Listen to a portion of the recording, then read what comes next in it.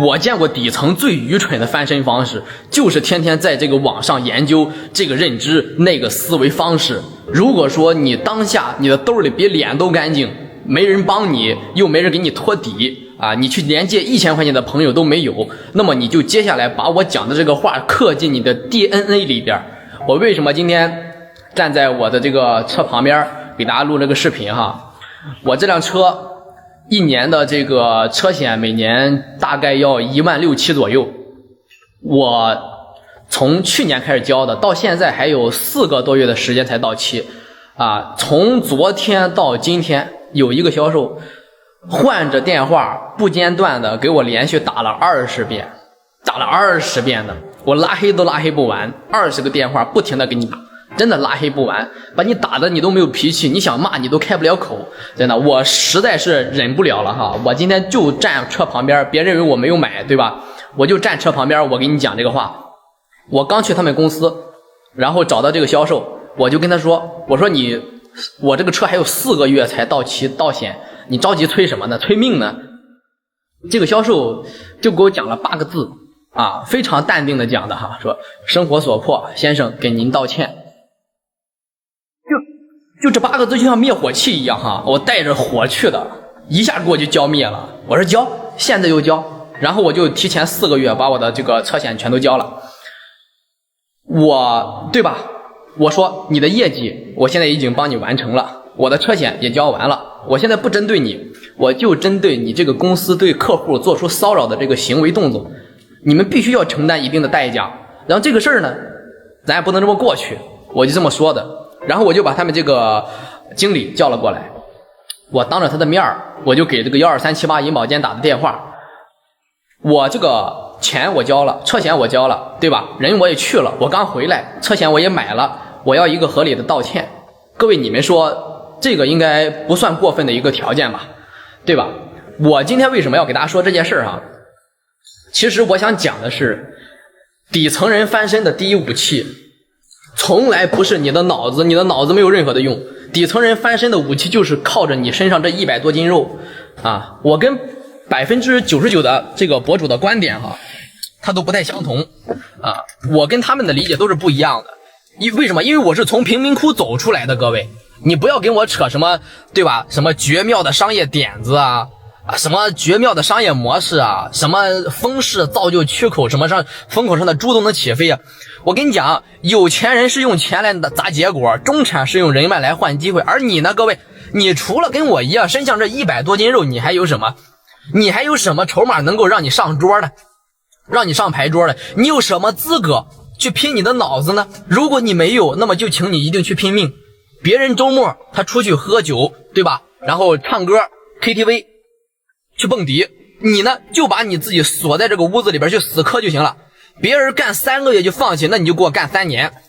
你能夠拿出用肉體去碾壓一切的打法，這就是底層人這輩子最快能夠走通的這個路。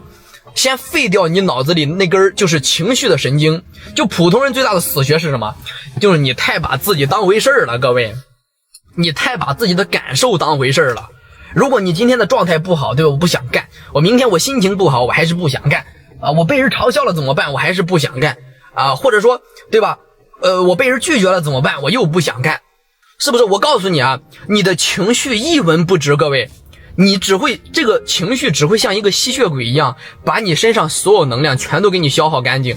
真正的執行力就是把自己活成一台沒有感情的機器啊，輸入指令，輸出結果，中間沒有任何的廢話，沒有多餘任何的動作啊。我今天想要發10條短視頻，我今天不管拍的多爛，我發就完了，我拍就完了。我今天要談5個客戶，你別管對方有多傻，別管對方搭理不搭理你，談完再說。就比如說今天給我打電話這個銷售哈，我現在這個氣兒還沒有消哈。就比如今天給我打電話這個銷售，他的標準就是一天轟炸我10次，我跟他聊了將近半個小時啊，他一天的目標就是轟炸我10次，給我打10次電話啊。你呢？可能你給我打2次我不理，對吧？我罵了你2句，但是你想想，你打完了被拒絕了，電話一掛，誰還認識誰呀？對不對？誰還會在意過去幾分鐘的事情呢？那現在你看看你自己，你就是太要臉了。我說實話，同樣的工種，同樣的人，同樣的崗位，那麼別人一天能给我打10次，你連3次都不敢给你的客戶打，打1次被客戶骂了，哎呦心情不好啊，再打1次，这个想就是約個時間去見個面，又失敗了，被拒絕了，哎呦心裡又受創傷了，對吧？心裡受挫，鬱悶 emo 不開心。我就想問你一句啊，各位，你的不開心能給你產生帶來變現嗎？能給你換米下鍋嗎？能不能因為你的不開心，你的月末老闆就會多給你一點工資，多給你點績效，多給你點提成，多給你點獎金呢？如果不能，就請一定要把它收起來。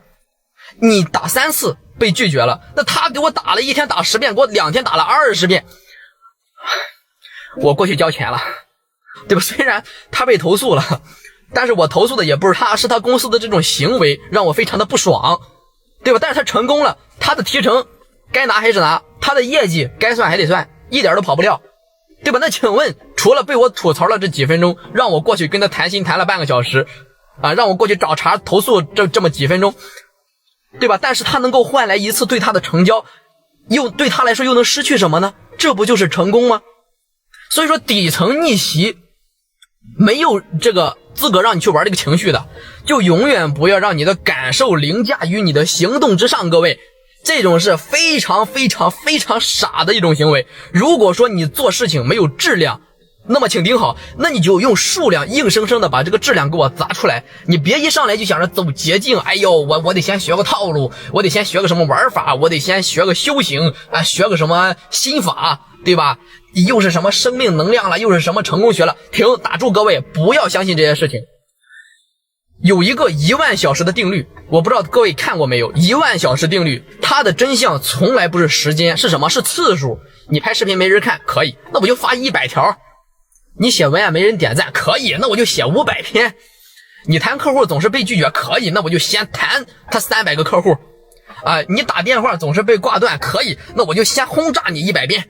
這個不行，我換下個客戶打他100遍，只要不拉黑，我就一直打，直到成交為止。對吧？你把臉皮放一邊，對不對？是這個道理吧？所以說，所有的技巧，所有的手感，所有這些所謂的天賦，都是從海量的重複中去增長出來的這些事情。哎，對吧？我跟你說這一招哈，真的放在各個的年齡段、各個的行業、各個的場景當中，你們對號入座一下，真的是屢試不爽。真的是這樣，對應你們自己的行業。我舉個例子，你比方說我以前上高中的時候，我記得我那個時候上高中的時候很小啊，我對數學是特別有靈感的，也不是有靈感，就是有興趣然後呢，我對其他學科都不感興趣，我的數學成績一直沒有掉下來140我的英語成績從來沒有超出40分趕不上他一個零頭。我一開始的成績也是不好，數學也只能考個50分左右，那個時候也不能去上網查什麼樣的資料，沒有這麼一說，拿到手機一般都是打遊戲，都開心聊天，對吧？我就做對了一件事，就做了一件事，我把這個數學當中所有的題型大概全部給它摳出來了，我全部給它做了一遍，一遍不行做2遍，2遍不行做3遍，直到把所有的題型我全部都背過。聽好了，不是做會，是背過，就腦子裡一出這個題型我就知道它要幹什麼，它這個葫蘆裡賣的什麼藥我全都背過，我就背它的這個標準答案，背它這個標準的邏輯公式，我記得非常清楚高考前我一共是背了將近150道題型左右所有重點考的題型，連續這幾天就是都看到凌晨將近2、3點左右，對吧？然後呢，就這個玩意兒你就會發現，也就那麼回事兒，對吧？沒有多麼神奇的事情。從那個時候，還有我之前，對我的數學成績就沒有掉過140，都是140分左右，包括高考也是一樣的所以說，你想要跳過數量，直接去追求質量，那是什麼？那是在空中蓋閣樓早晚會塌房的。對吧？中國有一個非常厲害的商業片的導演，我不知道你們認識不認識，叫做王晶如雷貫耳，對不對？有一次他在採訪的時候說過一句話，這句話我記住了一輩子，到現在都沒有忘掉20多年了，我從來都沒有忘掉。他說我是拍爛片的，你們想要看獲獎的，你們就去看王家衛。王家衛他能夠獲獎，但是他好幾年才能拍出一個片子來，你們得等說句心裡話，各位我特別欣賞王家衛那個人，但是我依然想成為王晶。夢想是夢想，生活是生活，為什麼？因為王晶他能夠掙錢呢，比較現實一點，對不對所以說我跟你講你要有一種衝動，你的人生什麼衝動？就是帶着屎一樣的初稿，勇敢的往前衝，不要猶豫，完美主義就是窮人身上最大的一顆毒瘤，摘不掉的啊！你總是想準備好我再動手，我資金到位我再開始啊！等你的能力啊，對吧？構成了你的思想，等你的時機變成了成熟，我告訴你，你如果總是這樣想，只要你不出發，你永遠等不來這一天，永遠等不來，一輩子都等不来。我可以直接告訴你答案，能成事的人，對吧？都是一邊跑一邊去穿衣服，而不是等這一天永遠來不来啊！在互联網上有一句話非常火啊，是这樣說的：先拿出一坨屎來，然後讓这坨屎跑起來，然後再去完善它，對吧？那你看現在各種的大廠，各種的互聯網啊，以及各種的這種大型的工廠吧，啊，就是所謂互聯網這種大廠啊，他們都在用一種什麼樣的方式？大家都知道，叫做群狼戰術，對吧？叫做賽馬機制。我一講大家都懂啊，也就是說，什麼叫賽馬機制啊？就是一堆項目組同時去上馬，不管你那個項目啊雕琢的夠不夠精細，或者說是不是一坨屎，只要方向是對的，我就立馬去跑就得了，撒開讓馬去跑，直接丟在這個市場上啊，讓一邊跑一邊去完善，一邊去淘汰，最後呢，剩下的那匹馬就是一個比較完整的、比較完善的一個產品咯，也就是被市場所認可、被大眾所認可、被你我所認可。是吧？然後呢，再傾注公司所有的資源，對它進行打磨、標注、升級。那麼在賽馬的初期呢，你們可以看一看，他們能夠拿出來的那些項目，其實跟你我都差不多，只是他敢拿出來，你不敢拿出來。就那些產品真的是就是一坨屎，對吧？就是這樣的，你仔細觀察一下，就是這樣。但是他們敢用最爛的半成品去打這個市場，對吧？去市場上挨打，讓我們罵，讓我們噴，也敢用，對吧？讓大家看到自己最醜陋的樣子。是不是？那好多人就會說，哎呦，我也想去發個視頻跟你一樣，我也想去開個直播，做個自媒體。那你講什麼呀？你先去錄出去，發出去再說。你別管你的流量什麼不流量的，有意義嗎？你發出去有流量又能怎麼樣？沒流量又能怎麼樣？你發出去再來跟我談這件事兒。有任何的問題，在你的第二個視頻裡邊你去調整，慢慢的優化。第二個視頻有問題，那你去第三個視頻裡邊去調整和優化。你想開播，打開手機，立馬拿個夾號件，在鏡頭裡邊對準自己，就開始播就行了。有什麼難的？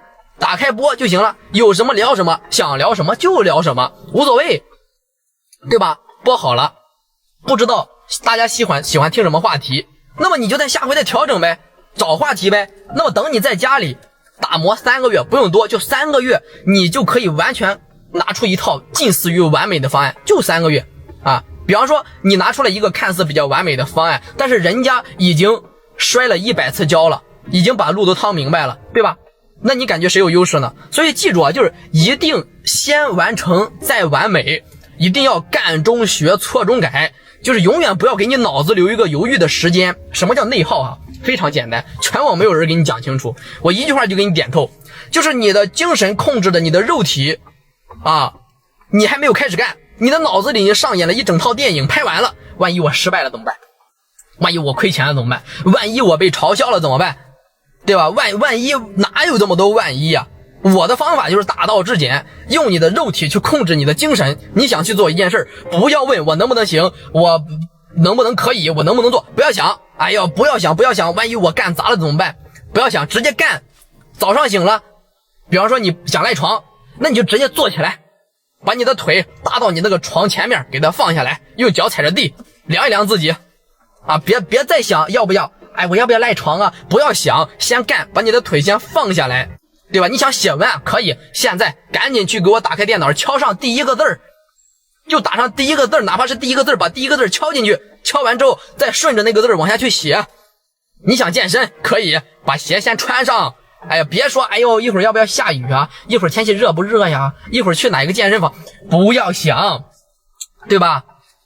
這雙鞋，哎，你可能比方說你去了之後，哎呦，这雙鞋可能有點硌腳，新鞋還沒有落地，這全都是你的借口，都是借口。不要想，別想，你別再想了。你現在你如果再想的話，你就永遠出不了這個門，對吧？你直接健身房直接去，只要你行動夠快，你的內耗就永遠追不上你，讓你的靈魂在前面追你的肉體，就能夠完美解決你的內耗。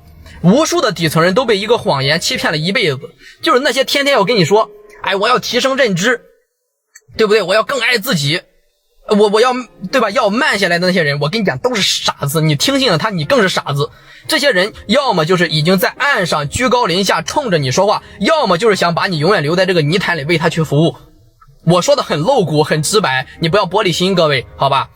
就是想讓你做那個金字塔的塔基，在上面拖着他。所以說這個世界從來不會因為你懂得多他就會給你錢，他只會因為你幹得多才會給你應得到的結果。你幹出了更多的可能性，你幹出了更多的這種回報，只有這種結果。